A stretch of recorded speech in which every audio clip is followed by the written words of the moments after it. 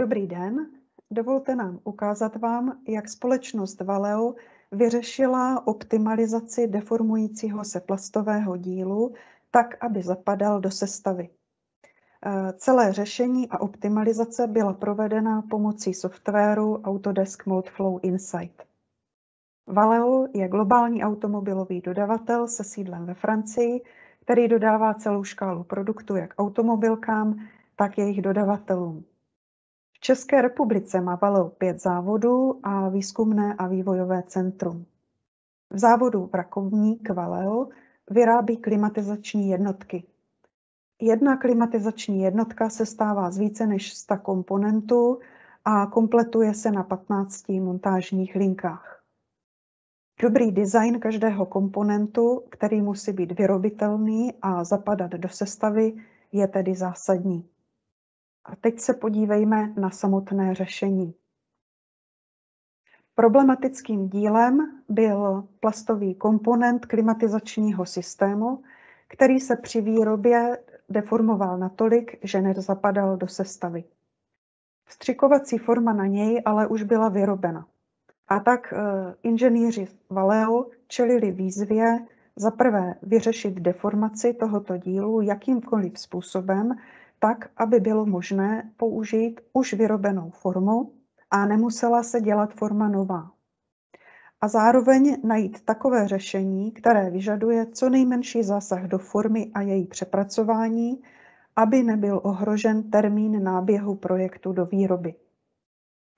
Tady vidíte samotný komponent, vpravo je komponent v reálu a vlevo je jeho model. Komponent je součástí klimatizačního potrubí. Technické řešení vám popíše aplikační inženýr pan Martin Sklář. Děkuji. Samotné řešení se skládalo z několika kroků. Hlavním a prvním krokem bylo určit zdroj deformace dílu, to znamená, zde vidíte ze simulace výstup, že za deformaci dílu může z největší míry teplota formy a smrštění polymeru.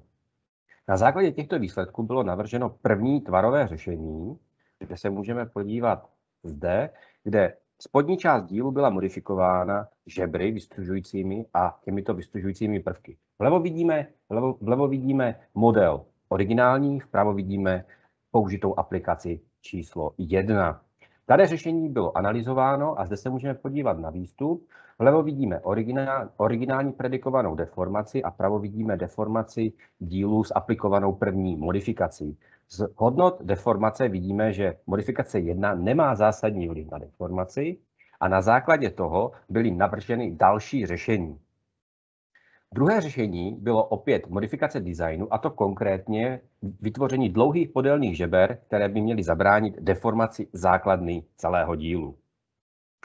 Modifikace 3 počítala se zvýšením tloušťky stěny na jeho spodní straně a následně s úpravou procesních parametrů, tedy zvýšení hodnoty dotlaku a zvýšení doby působení dotlaku, aby se eliminoval problém se smrštěním, který můžeme pozorovat na kumulaci taveniny na pravém obrázku. Modifikace 4 počítá s úpravou procesních parametrů, a to konkrétně teploty temperačních okruhů. Tato změna by měla způsobit snížení rozdílu teploty formy mezi tvárníkem a tvárnicí v kritické oblasti, který má tento rozdíl negativní dopad na deformaci. Další řešení by mohlo být úpravou materiálu formy, a to použitím slitin, které mají mnohem vyšší teplotní vodivost, což bude mít za důsledek snížení maximální teploty formy v kritické oblasti. Dále by se tento tvárník mohl ještě upravit temperačním kanálem přímo do kritické oblasti.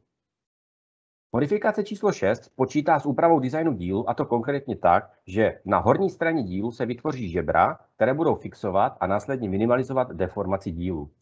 Na výsledek tohoto řešení se můžeme podívat tady níže, kde vlevo vidíme deformaci dílu, u kterého je aplikovaná modifikace číslo 1, a vpravo vidíme deformaci dílu, u kterého je aplikovaná modifikace číslo 6.